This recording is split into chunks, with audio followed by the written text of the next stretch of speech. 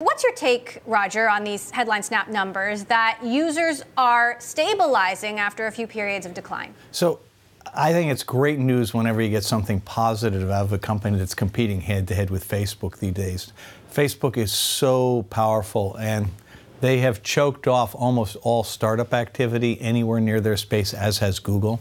And when I see Snap, I worry enormously because obviously Facebook has been integrating Snap-like features into Instagram for a better part of 2 years, and that's had a huge impact on the audience growth, whereas Instagram, is growing very rapidly and Snap is not.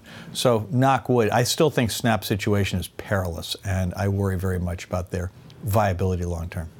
Integrating Snap-like features is perhaps a kinder way to put it. Jitendra, others would say blatantly copying Snap's features. What do you think are the highlights that? Well, the expectations going into the quarter were low. Everybody was expecting a decline, but we saw flattening. The guidance suggests there won't be a sequential decline next quarter as well. So the user growth story has not really changed, but we need to change the narrative with Snap a little bit in context of the valuation.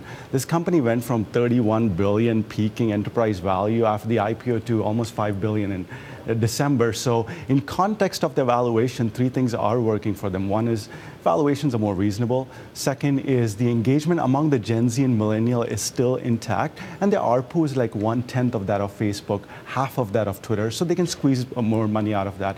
And lastly, we're seeing that the comps, especially on the pricing, ad pricing that has come down drastically, are easing a bit. So they have some revenue growth potential over here, especially if they pitch themselves as a TV for millennials and Gen Z versus like going all out on Facebook. So expectations-wise, I feel they can outgrow the revenue growth that's projected right now.